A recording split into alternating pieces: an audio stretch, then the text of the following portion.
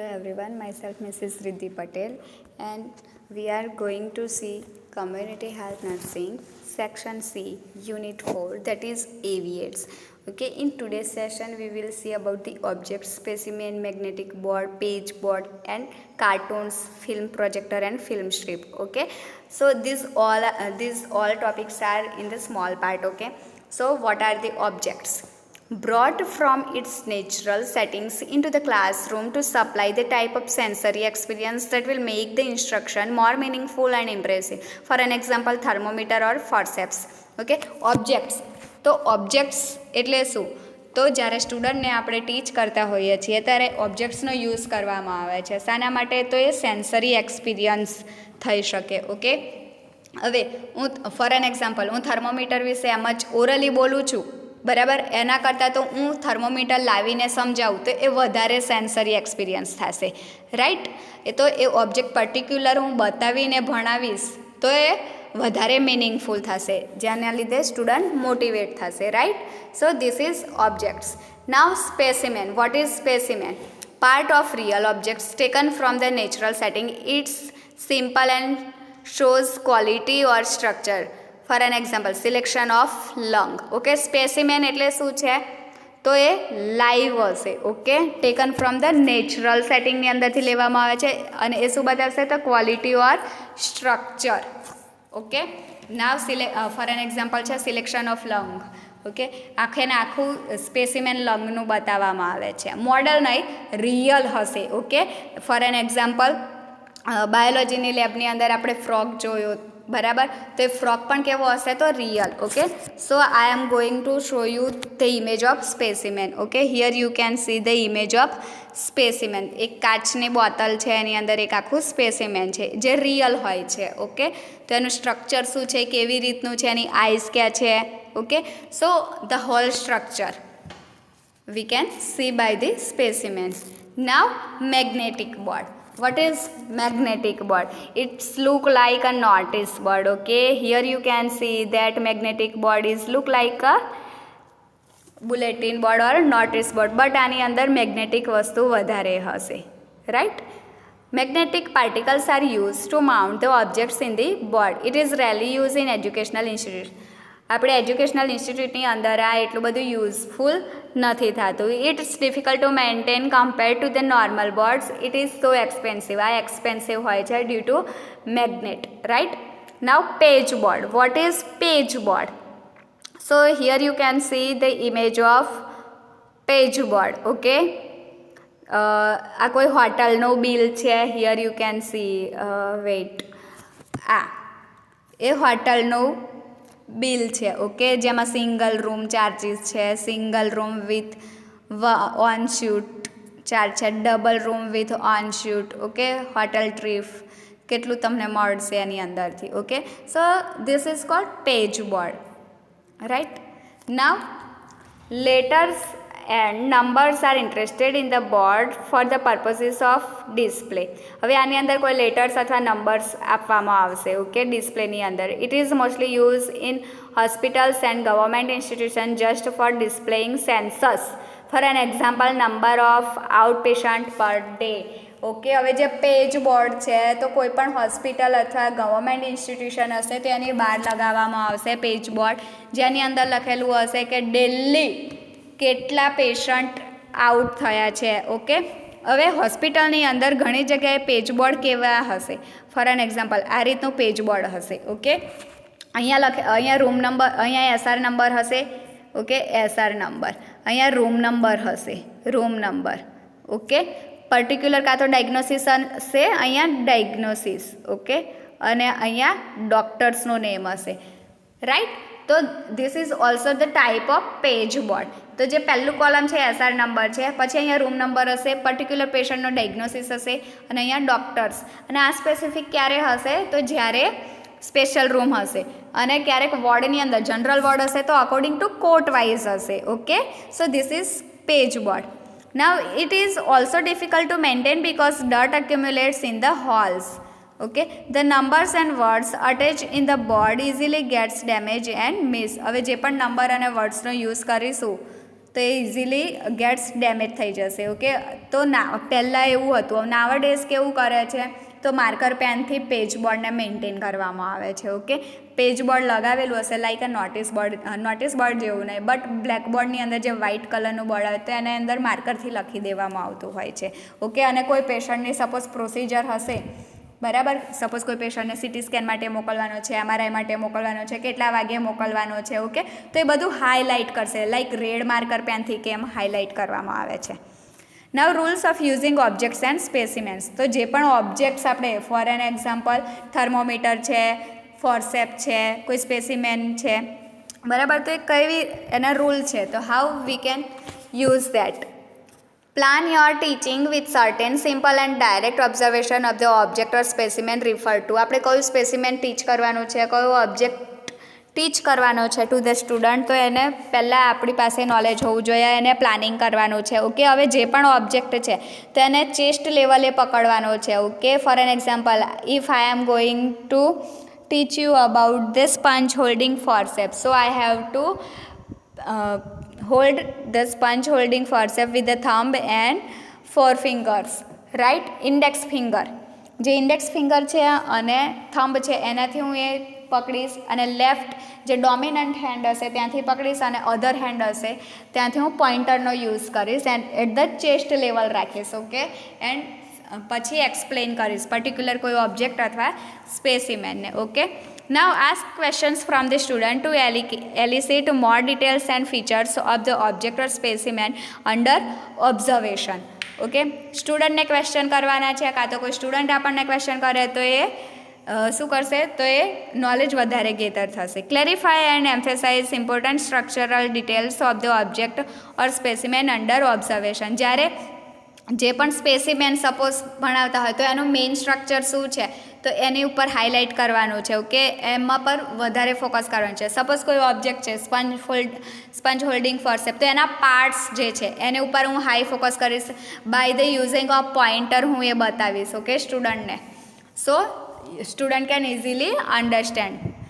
Now advantages of specimen, magnetic board and objects. Okay, collection of objects and specimen by students requires interaction with others leading to development of social skills and values. જેમ બને એમ સ્ટુડન્ટનું participation લેવાનું છે specimen અને ઓબ્જેક્ટ્સને collect કરવામાં. ફર્સ્ટમાં કેવું થશે, તો સ્ટુડન્ટને નોલેજ નહીં હોય એટલે ભૂલ કરશે, but under the guidance of teacher they will success. Okay, object અને સ્પેસિમેન કલેક્ટ કરવાની, જેથી શું થશે, તો સોશિયલ સ્કિલ અને વેલ્યુઝની ડેવલપમેન્ટ જોવા મળશે. Students when collect and display objects and specimen derive satisfaction of contributing to the school and teacher something worthwhile. જ્યારે સ્ટુડન્ટ્સ ઓબ્જેક્ટ અને સ્પેસિમેન કલેક્ટ કરશે, બરાબર, હવે સ્પેસિમેન જે છે એ તો લાઈવ છે, તો એ લોકોને ફરીને એ બધું કલેક્ટ કરવાનું આવશે. ઓકે, અને ઓબ્જેક્ટ પણ, તો એક ઓબ્જેક્ટ શોધવામાં એ લોકો બીજી કોઈ વસ્તુ શીખશે. ઓકે, એટલા માટે એ લોકોને શું થશે, તો સેટિસ્ફેક્શન થશે, રાઈટ, કે એ લોકોએ પણ કોન્ટ્રીબ્યુશન આપ્યું હતું. Right, now students power of observation and first hand experience is enhanced by collection of objects and specimen. Now collection of objects and specimen can become an interesting educational pursuits of the teachers and students alike. Okay, હવે student અને teachers માટે જે objects અને specimen છે એ કેવો છે, તો interesting educational pursuit છે. બરાબર, by for the education it is a interesting aspect છે બંને માટે, કે એમાં શું હોય છે કે જે ઓબ્જેક્ટ અને સ્પેસિમેન વિશે આપણે ભણાવીએ છીએ તો એ લાઈવ હોય છે. ઓકે, લાઈવ આપણે ભણાવી શકીએ છીએ. Now cartoons. What are the cartoons? A cartoon is humorous picture which gives a subtle message. Okay, cartoon થી કોઈ એક મેસેજ પ્રોવાઈડ થાય છે. It makes learning more interesting and effective as it creates a strong appeal to the emotion. Okay, એ શું બતાવે છે, તો it creates a strong appeal emotions. Okay, અને એક મેસેજ પ્રોવાઈડ કરે છે. Now advantages of cartoons. A cartoon can be effectively use to initiate certain lessons. કોઈ lessons હશે તો કાર્ટૂન્સ ડ્રો કરીશું. For an example, as I have told previously that for suppose I am going to draw the sign and symptoms. Okay, તો હું cartoon પણ draw કરી શકું છું, બરાબર, પર્ટિક્યુલર. તો એ શું કરશે, તો ઇફેક્ટિવલી યુઝ થશે, અને જે પણ વિઝ્યુ સી કરશે એ પોસ્ટર અથવા ફ્લેશ કાર્ડ, ઓકે, તો એ લોકો સારો એવો મેસેજ મળી શકશે. અ cartoon can be use to motivate student to start a discussion. Okay, જ્યારે કોઈ ટોપિકનું ડિસ્કશન કરવાનું હશે તો પણ આપણે કાર્ટૂન બતાવીને એ ટોપિકનું ડિસ્કશન કરી શકીએ છીએ. A cartoon can be use for making lesson lively and interesting. Right. Now film projector. What is film projector?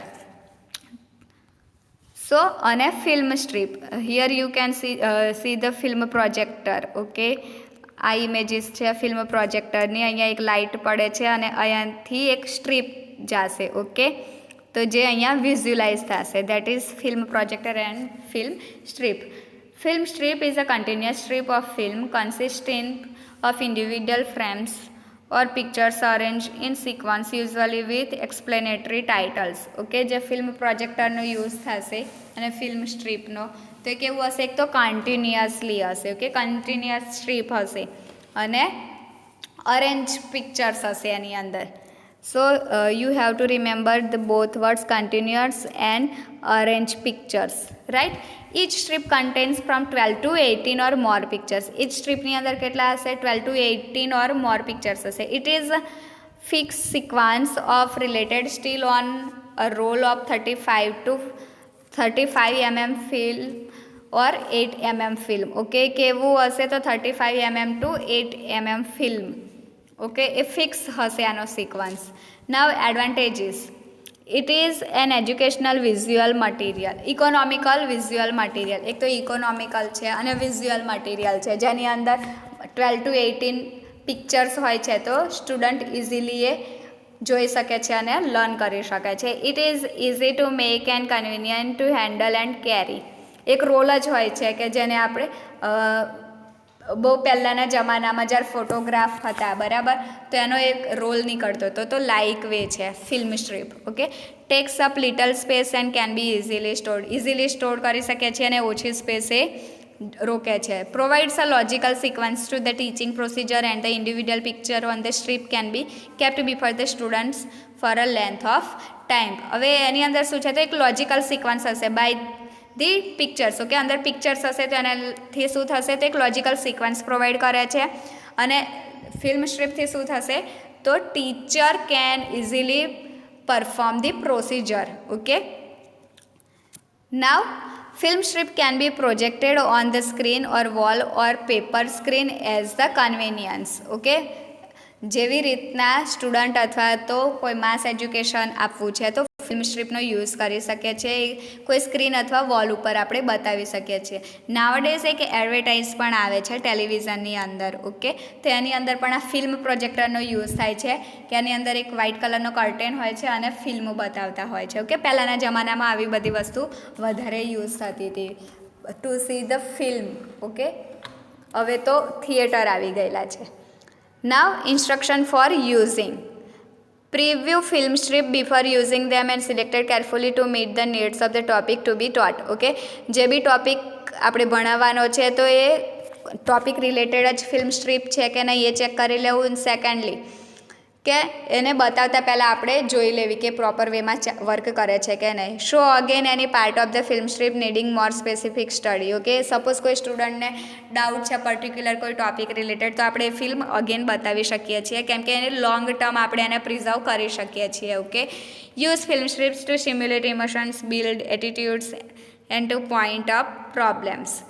Now follow up session and summary is essential. Okay, follow up પણ આપણે આનો session રાખી શકીએ છીએ અને summary પણ બતાવી શકીએ છીએ. એક આખી ફિલ્મો, શોર્ટ ફિલ્મો બતાવવામાં આવે છે, બરાબર, અને પછી ફોર એન એક્ઝામ્પલ કોલેરા કેવી રીતના થયો હતો તો એક શોર્ટ ફિલ્મ બનાવવામાં આવે છે, બરાબર. એ ફિલ્મ થ્રુ આપણે બતાવીએ છીએ અને આપણો ટોપિક આપણે પ્રેઝન્ટ કરીએ છીએ કે આજનો ટોપિક છે કોલેરા. ઓકે, તો સપોઝ કોઈ સ્ટુડન્ટને ડાઉટ હોય તો આપણે એ ફિલ્મ ફરી પણ બતાવી શકીએ છીએ. ઓકે, કે કોલેરા કેવી રીતના સ્પ્રેડ થાય છે. કોઈ એક હ્યુમન બિંગે કંઈ ખાધું હતું, ઓકે, લાઈક નોનવેજ લીધું, એની અંદરથી એના જે બેક્ટેરિયા હતા એ એના બોડીની અંદર ગયા અને ડાયરિયા વોમિટિંગ થયું. પછી એ કોઈ તળાવમાં ગયો, ત્યાં આગળ ડાયરિયા વોમિટિંગ થયું, બરાબર.